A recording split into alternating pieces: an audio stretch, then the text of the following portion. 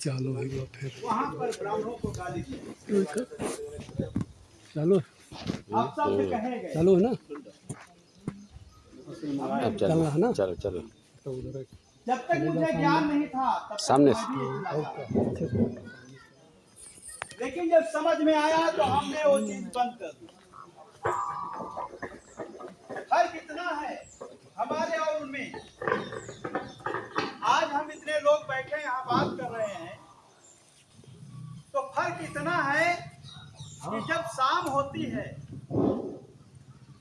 तो उनका अलग कमरा है, वहां अपने बच्चों को बैठा के पढ़ाते हैं। एक टीचर लगा दिया ट्यूशन पढ़ा रहा है, वहीं पे चाय पानी की सारी व्यवस्था कर दी, शोर शराबा वहां नहीं होता है। लेकिन हमारे लोग जब शाम होती है तो जब पढ़ने का समय आता है तब हम दारू पी करके अपने दरवाजे पे माँ बाप को, बहन को, भाई को, बच्चों को, सबको गाली देते हैं, मारपीट करते हैं। और यहाँ तक नौबत आ जाती है कि खाना भी उठा के फेंक देते हैं। ये महाभारत 12 बजे रात तक चलती है। जब पढ़ने का समय होता है तो हम लोग ये करते हैं। ब्राह्मण समाज ने देखा कि अगर हम इस पत्थर को पूजते हैं तो हमारे बच्चों का दिमाग जो है वो भी पत्थर हो जाएगा। उन्होंने जब संविधान खोल के देखा तो उन्होंने अपने बच्चों को संविधान पढ़ाया। उसमें देखा कि संविधान पढ़ाने से हमारे लड़के मास्टर, डॉक्टर, इंजीनियर बन जाएंगे। आज आप हर मंदिर में जाइए, देखिए बैठे हैं। मंदिर हम बनाते हैं, अपना पैसा लगाते हैं, मेहनत करते हैं, लेकिन बैठने के लिए उसमें वही बैठेंगे, दूसरा कोई नहीं बैठेगा। हमसे कहते हैं कि जो कुछ हो रहा है इस देश में, अगर पत्ता हिलता है तो भगवान की मर्जी से होता है, हवा चलती है तो भगवान की मर्जी से होती है। यानी जो कुछ है सब भगवान की मर्जी से हो रहा है, इसके अलावा कुछ नहीं हो रहा है। अरे तुम लोग बेकार भटक रहे हो, आप लोग भगवान भरोसे सब छोड़ दीजिए, सब आराम से चलता रहेगा, आपको खाना भी मिलेगा, कपड़ा भी मिलेगा, सब कुछ मिलेगा। हमने विश्वास किया, हमने उनकी बातों पे विश्वास किया, सब उनके सहारे छोड़ दिया। इसके बाद जब गौर से हमने देखा, जिस मंदिर में साक्षात भगवान बैठे हैं वहां पर वो भी बैठे हैं, और जब चढ़ावा आता है तो एक बकसिया रखी है, उसमें डाला जाता है। अब जब साक्षात भगवान वहां बैठे हैं तो रखवाली तो वो करेंगे ना। हमारे यहाँ भगवान के सामने बैठे नहीं जो हमारी रक्षा कर रहे हैं, उनके बगल में भगवान बैठे हैं तो उनको तो विश्वास करना चाहिए, रक्षा कर रहे हैं। लेकिन जब पेशाब लगती है तो जब निकलते हैं तो मंदिर में ताला लगा देते हैं। इससे सिद्ध ये होता है कि हम तो तुम्हारे कहने से भगवान पे भरोसा कर लिया, लेकिन तुम जो है अपने भगवान पे भरोसा नहीं कर रहे। ये हमको समझने की जरूरत है। आज हमारा संविधान इसीलिए खतरे में है, उनकी संख्या ज्यादा है, हमारी संख्या कम है। इसलिए कम है क्योंकि बाबा साहब जय भीम तो हम लोग सब करते हैं। जय भीम कहने वालों की संख्या कम नहीं है, लेकिन बाबा साहब की बात मानने वालों की संख्या कम है। अगर बाबा साहब की मान लें तो हमको ये लड़ाई लड़ने की जरूरत नहीं पड़ेगी।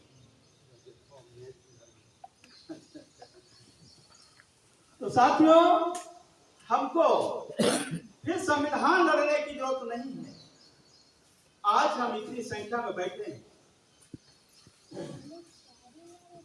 एक आप लोगों ने चैन देखी होगी, वो एक दूसरे से फंसी रहती है। आज कामरेड जी यहाँ पे बुलाया, सबको सूचना दी हम लोग इकट्ठा हुए अपनी अपनी बात करेंगे। इसके बाद हम लोग अपने घरों चले जाएंगे। क्या यह चर्चा हम अपने परिवार में करेंगे? नहीं करेंगे। हम यहाँ सुन के और इसको यहीं पे दफन कर देंगे, अपने घरों में जाके बैठ जाएंगे। आपकी रिश्तेदारी कितनी होंगी? कम से कम 10-5 तो होंगी।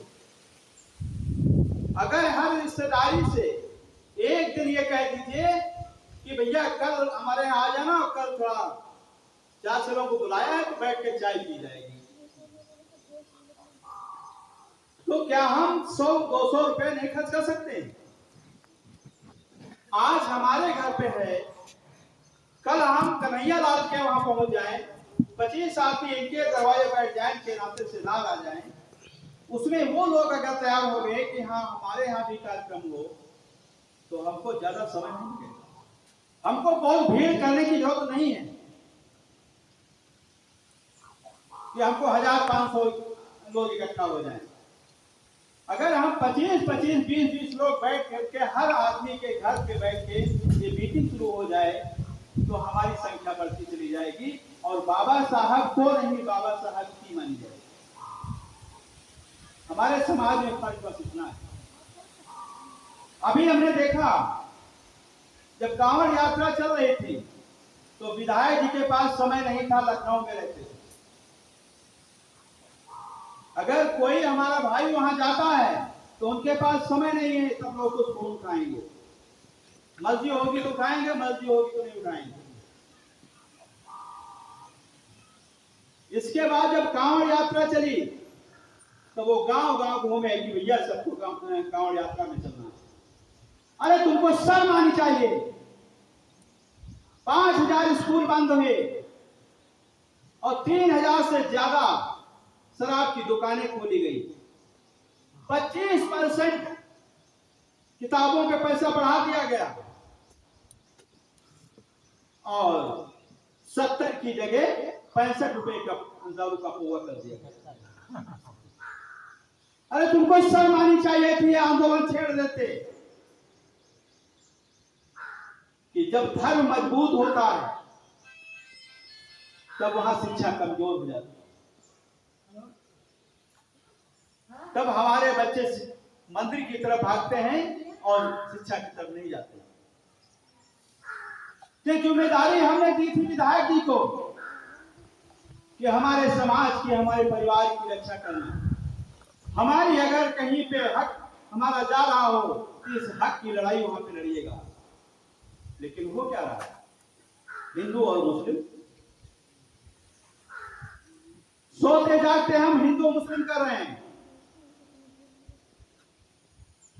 इसलिए दोस्तों, आज जब हिंदू मुस्लिम की बात आती है तो मैं यहां पर एक बात कहना चाहूंगा। मैं पासी समाज से आता हूं। अगर पासी समाज में या दलित समाज में हिंदू मुस्लिम में फर्क होता तो वाजिद अली शाह की फौज कमांडर मक्का पासी नहीं होता।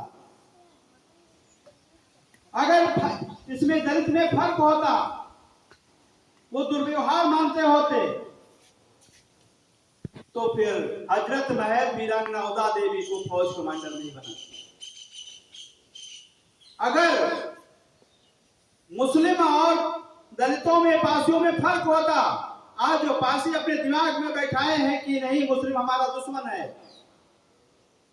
तो मैं उन बेवकूफों से कहना चाहूंगा कि तुम्हारे पूर्वजों ने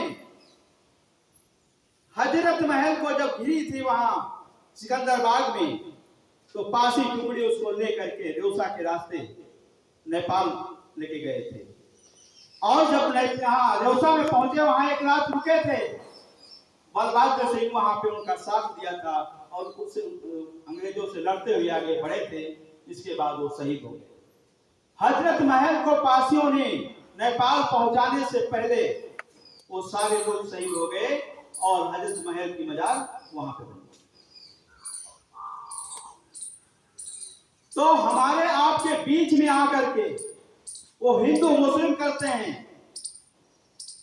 और इसके बाद जब दावत होती है, हमारे अंदर तो नफरत फैला देते हैं, इसके बाद दावत पाकिस्तान खाने जाते हैं। ये कब समझ में आएगा? हमारी लड़ाई है ऊंच नीच की, हमारी लड़ाई विकास की नहीं है। हम यादव हैं, हम पाल हैं, हम कुर्मी हैं, हम यादव हैं। मैंने कहते सुना है, वो कहते हैं कि कम से कम हम पासी जमात से तो ऊंचे हैं। अरे कहते हैं तुमको शर्म नहीं आती? वो कोई वर्ण आप बता दीजिए, 4 वर्णों से जो ज्यादा हो, ब्राह्मण, क्षत्रिय, वैश्य और शूद्र। अगर पूछ लो तो मुंह बनाते हैं। ये सिर्फ हमको कमजोर करने के लिए सब वर्ण बनाए गए और ये जातियां बनाई गई। रही बात खाने की, जो आप कहते हो कि मुस्लिम जो है गाय खाता है, लेकिन मुस्लिम गाय खाता है तो दिखा के खाता है, चुरा के नहीं खाता है। उसको जो पसंद है वो खाता है, नहीं पसंद तो नहीं खाता है। तुम लोग अगर सुअर खाते हो तो तुम्हारी वो पसंद है, तुमको मना करने नहीं आते।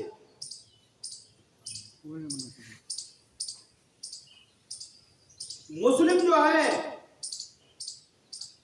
अगर गाय खा रहा है तो अभी तक तो गाय के नाम से मशहूर था। आज सबसे बड़ी फैक्ट्री अगर लगी है तो कौन है? अमित शाह है। सबसे बड़ी फैक्ट्री इसकी लगी है जिसमें बीफ बनता है। जब राही जी से बात हुई, जो बूढ़े वाले थे, तो उन्होंने कहा नहीं, मुस्लिम गाय खाता है। तो हमने कहा मुस्लिम गाय खाता है तो ब्राह्मण वर्ग बीफ खाता है। तो कहा तुम गलत कह रहे हो। हमने कहा इसका मैं प्रमाण दे दूंगा। तब उनका जो ड्राइवर था उसने कहा कि बाबूजी दिल्ली से कई बार बीफ ला करके उनको दिए हो। तो कहा अच्छा वही बीफ है, ये गाय का होता है? तो हमने कहा हाँ गाय का होता है। आप गृह मंत्री हो चुके और फिर भी आपको ये नहीं पता है, लाला करके देते रहे। तो मेरे साथियों, मैं बहुत इसको नहीं खींचूंगा, बस मेरा एक ही निवेदन है कि हम लोग जो जातियों में बटे, ये बहुत ही खतरनाक है।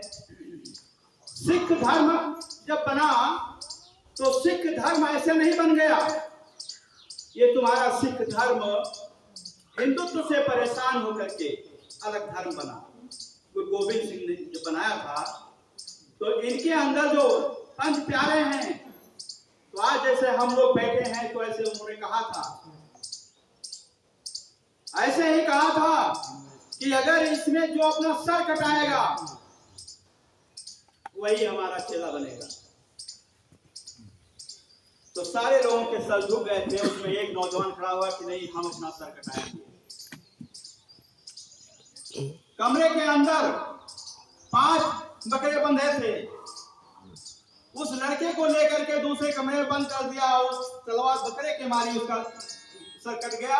और खून जब बाहर निकला तो लोग जो बैठे थे सब देख के दहशत में आ गए, ये तो वास्तव में इनका सर काट दिया। इस तरीके से फिर एक एक करके 5 लोग जब खड़े हुए, 5 लोग के जब सर कट गए, उसमें फिर सैकड़ों लोग खड़े हो गए, नहीं बस हमको 5 ही जरूरत थी।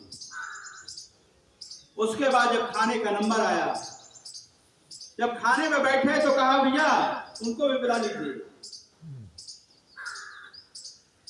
तो कहा उनका तो सर कट गया है। तो कहा नहीं, वो सब जीवित हैं, उनको बुलाइए। आवाज दिया, सब आके साथ में बैठ के खाना खाए। हिंदुत्व से परेशान होकर के गुरु गोविंद सिंह ने ये सिख धर्म बनाया और उसको पूरा फैला दिया। मात्र 5 लोगों ने। जो आज का मुस्लिम है, जो भारत देश का मुस्लिम है, ये बाहरी मुस्लिम नहीं है, हिंदू कन्वर्ट मुस्लिम है। अगर इसका डीएनए टेस्ट होता है तो भारतीय है, लेकिन जो हमारे लोग हिंदुत्व वाले हैं इनका डीएनए टेस्ट हमारे यहाँ पे नहीं मिलता है। इसको समझने की जरूरत है, क्योंकि हमारे अंदर जो हिंदू मुस्लिम की नफरत फैलाई गई है इसको खत्म करने की जरूरत है। और जब तक ये खत्म नहीं होगा तब तक ये हिंदुत्व मजबूत होता रहेगा और हम लोग एक साथ बैठ नहीं पाएंगे। तो साथियों, मैं बहुत ज्यादा न कह करके मेरे दिमाग में एक बात आई है और मौलवी साहब बैठे भी हैं, क्योंकि मुस्लिम इस समय बहुत डरा और सहमा खामोश बैठा है। जैसे हमारे दादाजी कह रहे थे कि आस्था पे ठेस पहुंचेगी तो हमको जेल भेज देंगे, लेकिन मुझे डर नहीं लगता। हमने एसपी जब कल वो कौन था, उसका नाम क्या था जिसको चूड़ी पहनाई गई थी? नहीं, मृगेंद्र सिंह मूसेपुर वाले कांड में उसको चूड़ियां पहनाई थी, उसके दरवाजे पे लाठियां चल रही थी, आज भी उसके टोपी पिल्ला सब छीने रखे हुए हैं। तो हमको डर नहीं है, वो हमको जेल भेज दें, हमको फांसी पे लटका दें, लेकिन जो सत्य है वो सत्य कहने में हम पीछे नहीं है। तो कहना यह चाहता हूं मौलवी साहब, और डॉक्टर आरिफ से बात हुई थी, हमने कहा हर समाज अपने महापुरुषों को याद करता है, लेकिन आप लोग क्यों खामोश बैठे हैं? अभी वीर अब्दुल हमीद का शहादत दिवस आ रहा है 10 सितंबर को। तो मैं चाह रहा हूं कामरेड जी,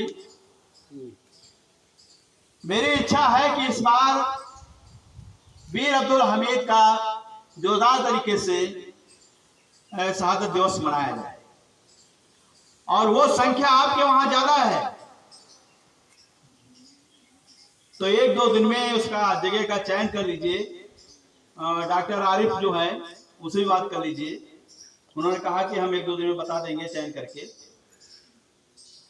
तो ये आवाज उठनी चाहिए, क्योंकि उन्होंने वो शहीद हुए हैं और ऐसे शहीद नहीं हुए हैं क्योंकि पाकिस्तान को जो अमेरिका ने टैंक दिए थे हिंदुस्तान पे कब्जा करने के लिए, काफी हद तक जीत गए थे। या सीतापुर की सड़कों पे लिखा था कल यहां जॉर्ज बुश का कब्जा होगा। उस वक्त अब्दुल हमीद ने कहा था अपने कमांडर से कि सर ये फौज खपाने से कोई फायदा नहीं है, हमको अकेले भेज दीजिए। तो उनके कमांडर ने कहा था कि हम तुमको ऐसे नहीं भेज सकते हैं, अगर तुम्हारे माँ बाप पे खत लिख के दे दें तो हम तुमको भेज देंगे।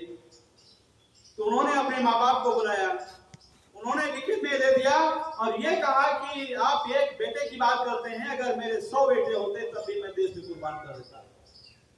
और हंसी खुशी गले से लगा करके अपने बेटे को देश की सरहद पे भेज दिया। तब ये हिंदू कहाँ चला गया था जो हिंदू कहता कि नहीं हमारे देश हमारा है, हिंदुओं का है, ये मुसलमान हमारे देश के लिए नहीं लड़ेगा। तब तो ये अपनी जान बचा करके अपने घरों में लौट के बैठ गए थे, तब उस मुस्लिम को सरहद से मरने के लिए छोड़ दिया था। अमेरिका के दिए हुए टैंक 12 टैंक वीर अब्दुल हमीद ने जलाए थे, 13वां जलाने का नंबर आया था, वो शहीद हो गए। तो सच बात को कहने के लिए चाहे ये घर हो चाहे चौराहा हो, हमको कहने में डर नहीं है। और जब भी कोई कार्यक्रम करते हैं साथियों तो मैं परमिशन लेके नहीं करता, हाँ पूछा जाता है सूचना कर देता हूँ। तो साथियों मैं बस इतना ही आप लोग के बीच आज कहना चाह रहा था। बाकी अब कामरेड जी का साथ हुआ है, हम एक दूसरे के कार्यक्रमों में शामिल होते रहेंगे और अपनी अपनी बात रखते रहेंगे। बस दिमाग में एक ही चीज रखनी है कि जो हिंदू और मुस्लिम की जो नफरत फैला रहे हैं इसको हमको खत्म करना है। और ये खत्म ऐसा नहीं होगी जब तक साथ आपका नहीं मिलेगा।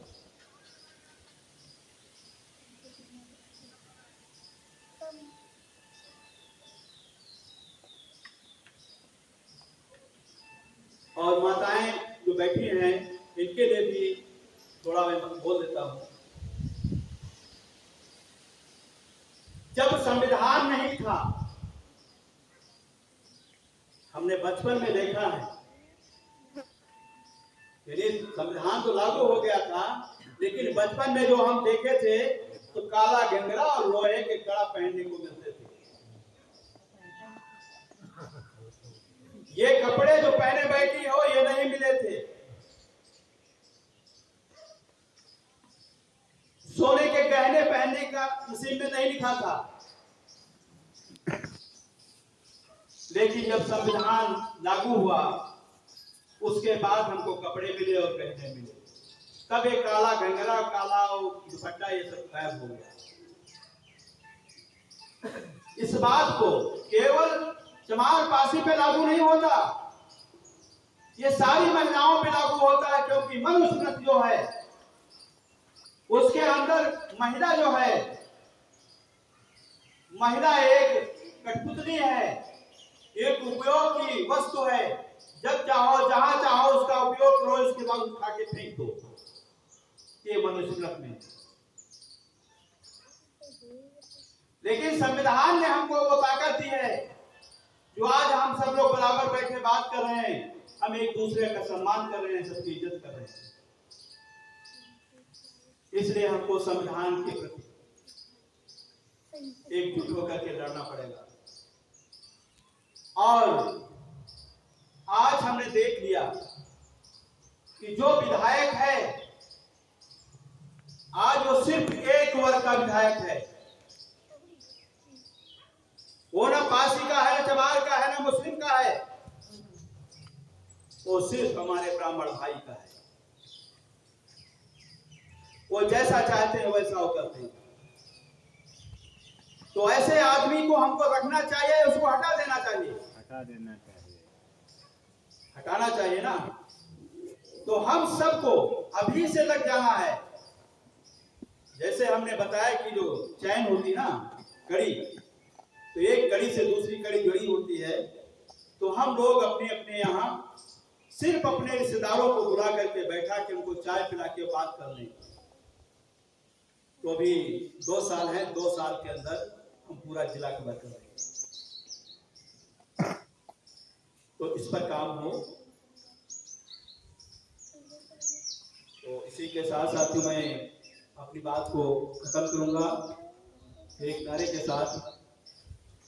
बाबा साहब अमर रहे, बाबा साहब अमर रहे, बाबा साहब। अमर रहे।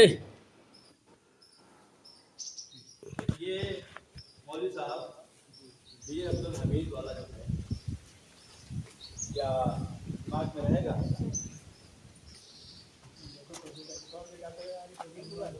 हाँ, उदनापुर वाले, उदनापुर करिया जो रहने वाले ये नहीं जानता, वो अपने घर पे बुलाए हैं वहाँ जहाँ क्लिनिक खोले हैं। अच्छा अच्छा, तो 1-2 बार वहाँ गए हैं चाय पीने। वो उदनापुर में खोल रखा है। हाँ, बहुत बहुत धन्यवाद महेश जी को। अब हम चाहेंगे कि इसका